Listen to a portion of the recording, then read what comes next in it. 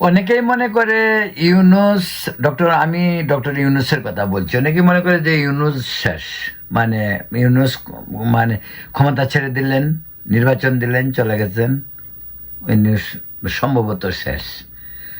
ন, উত্তর হলো না। কেন না? ইউনূস অ্যাক্টিভ। ইউনূস এখনো ষড়যন্ত্রের জাল বিস্তার করছেন। এখন ইউনূসের যে ধান্দা, আপনারা জানেন, ক্ষমতা ছাড়ার পরপরেই তার নিজের নিরাপত্তাকে তিনি 3 মাস থেকে 1 বৎসর করেছেন। কারণ ওনার একটি সুদূর প্রসারী প্ল্যান রয়েছে। আর প্ল্যানটা যে আছে তা না বোঝার কোনো কারণ নাই। অঙ্কটাই অনেক সোজা সরল, বাংলাদেশের মানুষ সবাই বুঝে।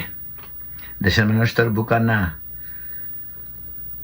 খলিলকে তারেক রহমানের পিছে জুড়ে দেওয়া হয়েছে পররাষ্ট্রমন্ত্রী হিসাবে। তার জানতো সে আমেরিকার সঙ্গে নেগোসিয়েশনের জন্য, মধ্যস্থতার জন্য খলিল প্রয়োজন। এবং তিনি এও জানতেন এই জাতিসংঘের সাধারণ পরিষদের সভাপতির পদটি খালি হচ্ছে মে মাসে, নির্বাচন হবে। সেখানেই তিনি তাকে সেট করলেন। তারেক রহমানের কাছ থেকে তিনি 1 বৎসরের জন্য ছুটি নিলেন। আচ্ছা ভাই, এটা কিভাবে সম্ভব? একটি দেশের পররাষ্ট্রমন্ত্রী, তার 1 বৎসরের জন্য ছুটি? আরে বাবা, ছুটির দরকারটা কি? আপনি ওখানে চাকরি ইসে হয়েছেন, ওখানে চলে যান। তারেক রহমান তার জন্য বসে থাকতে হবে 1 বৎসর, আর তার অ্যাসিস্ট্যান্টে দিয়ে তিনি কাজ চালাবেন। শ্যামা ওবায়েদ তাকে দিয়ে তিনি কাজ করাবেন সম্ভবত, আমি জানি না সেটা, তো লক্ষণটা তাই দেখা যাচ্ছে। এখানে কি তারেক রহমানকে একটি, মানে কি বলা যেতে পারে, এক অদৃশ্য ভয়, ভীতি, আতঙ্ককে রেখে ডক্টর ইউনূস তার 16 আনা পূরণ করতে চাচ্ছে। কিভাবে? ওই যে জাতিসংঘের সাধারণ পরিষদে খলিলকে সেট করা হলো। আগামী বছর জাতিসংঘের মহাসচিব এখন যিনি রয়েছেন, আন্তোনিও গুতেরেসের মেয়াদও শেষ হচ্ছে। আর আমাদের ইউনূসের লক্ষ্য ওই পদটি। কারণ তারেক রহমানের উপর 100% নির্ভর করতে চায় না। কারণ তার প্রথম লক্ষ্য বাংলাদেশের রাষ্ট্রপতি হওয়া, মানে সেই অপশানটা সে রেখে দিয়েছে। কিন্তু আবার পুরোপুরিভাবে বিশ্বাসও করতে চায় না। মনে করে তারেক রহমান যদি তার সিনিয়র কাউকে রাষ্ট্রপতি করে ফেলে, তাহলে তার চান্স নাও হইতে পারে। আবার এই জন্যই জাতিসংঘের এই পদটির দিকেও তার দৃষ্টি। ভাবলো এদিকে যদি জাতিসংঘটা হয়ে যায় তাহলে ঠিক আছে, রাষ্ট্রপতির দরকার নেই, বা আপাতত জাতিসংঘে, কারণ উনি তো আন্তর্জাতিক বারে বারে থাকতে পছন্দ করেন, সব কিছুই ঠিক আছে। এবং ওইটা নিয়েই তিনি ইসে করতেছেন, কাজ করতেছিলেন। এবং খলিলকে এখানে বসানো হয়েছে। খলিল বাংলাদেশের, অবশ্যই বাংলাদেশের মর্যাদা বৃদ্ধি বা জাতীয় সংঘের সাধারণ পরিষদের সভাপতি বাংলাদেশের আগেও ছিল, হুমায়ুন রশিদ সাহেব ছিল এর আগে, অনেক আগে, 86-এ তখন মানে ইসে ছিল। এখনো ইসে মানে এক দিলে 2 পাখি। এক খলিলেরও একটা ব্যবস্থা হলো, কলিলের রেজুমিটাও হাই হলো। কলিল এখন লবিং করবে ডক্টর ইউনূসের জন্য, হতেও পারে নাও হতে পারে, না হওয়ার সম্ভাবনা বেশি। চেষ্টা করতে অসুবিধা কি? এটাই ইউনূস। ইউনূস নিজেও বিভিন্নভাবে চেষ্টা করবে, তার লবিং আগে যেমন করেছে তেমনভাবে করবে। তার ক্লিন্টন ফাউন্ডেশন রয়েছে, আরও অনেক জায়গা।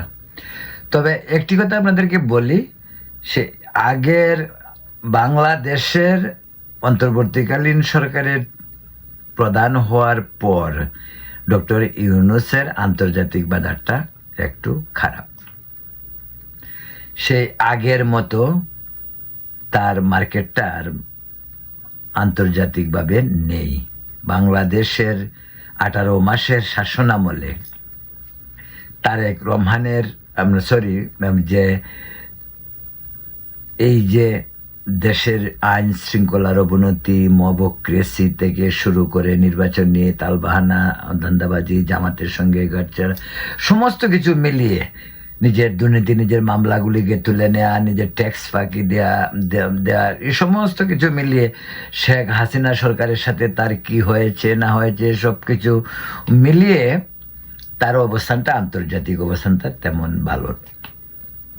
এবং তিনি মরিয়া হয়ে চেষ্টা করছেন যে কোনো অবস্থায় যদি জাতিসংঘের মহাসচিবটা হয়ে যাওয়া যায়, তাহলে তার অন্তত দেশে যে রাষ্ট্রপতি হবে তারেক রহমানের কাছ থেকে একটি পুরস্কার পাবে, সেটা হয়তো তিনি ভুলে যেতে পারেন।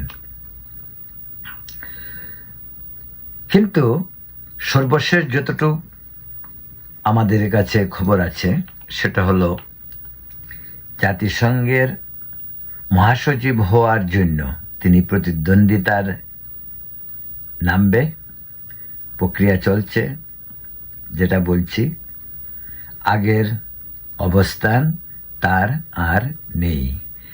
আন্তর্জাতিক ইউনূস এখন বাংলাদেশি ইউনূস হয়ে গেছেন।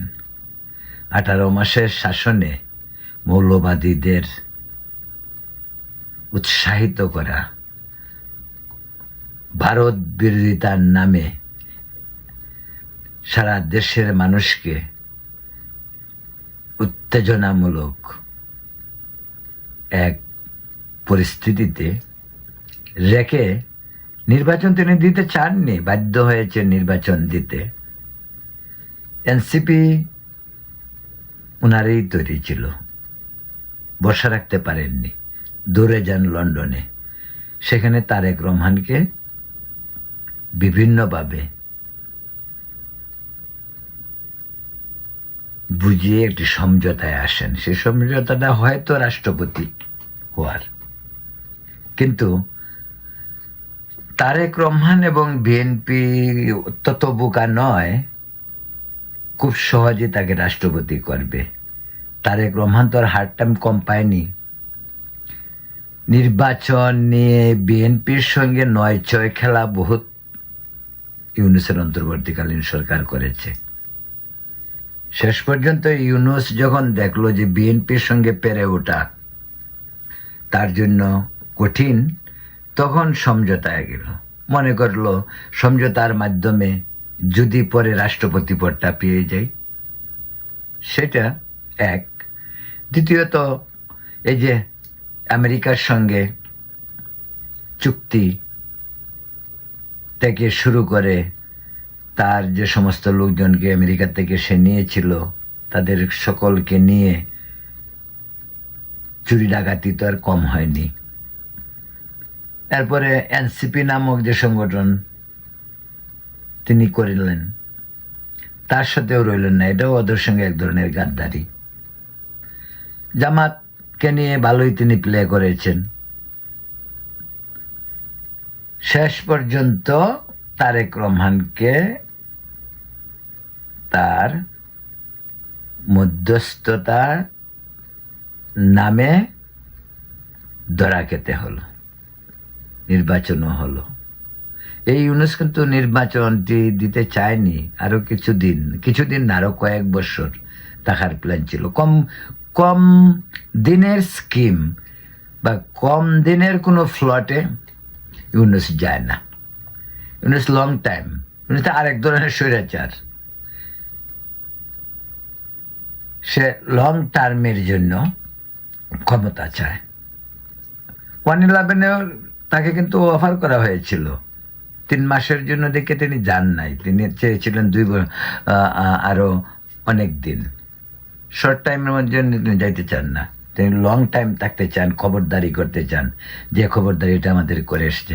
তবে এইটা ঠিক, এই কথাটা বলা যায়, ইউনুসের যে আন্তর্জাতিক ভাবমূর্তি ছিল, সেই ভাবমূর্তি কিন্তু অনেকাংশেই ম্লান। বাংলাদেশে হয়তো তিনি 2 বছর নির্বাহী ক্ষমতায় দেশের প্রধান ছিলেন সরকারের, কিন্তু তার যে অপকর্মের কারণে আন্তর্জাতিক ভাবমূর্তি অনেক অনেক অনেক অংশে নষ্ট হয়েছে। তাই খুব ইজি ওয়েতে তিনি জাতিসংঘের মহাসচিব হয়ে যাবেন কঠিন। তার জন্য বরং তারেক রহমান হয়তো তাই রাষ্ট্রপতি করে ফেলতে পারে, ইউ নেভার নো। কারণ বিএনপি কোনো একটা বিষয়ে তারেক রহমান একটা দুর্বলতা রয়েছে, এবং সেই দুর্বলতা আমেরিকা, তারেক রহমান, ভারত, খলিল, এই সমস্ত যে সিলসিলার মাঝে কোনো রহস্য রয়েছে কিনা সেটা পরে বোঝা যাবে। তবে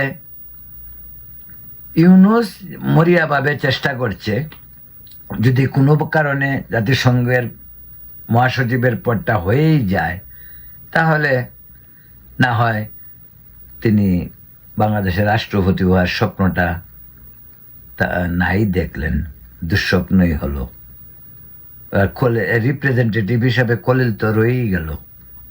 আর এটাও আশ্চর্যের বিষয়, যেটা প্রথমেই বলছি, একটা লোক দেশের পররাষ্ট্রমন্ত্রী, তাকে 1 বছরের ছুটি নিতে হবে। বিএনপিতে কি পররাষ্ট্রমন্ত্রী হওয়ার যোগ্যতা সম্পন্ন মানুষের অভাব পড়ছে কিনা আমি জানি না।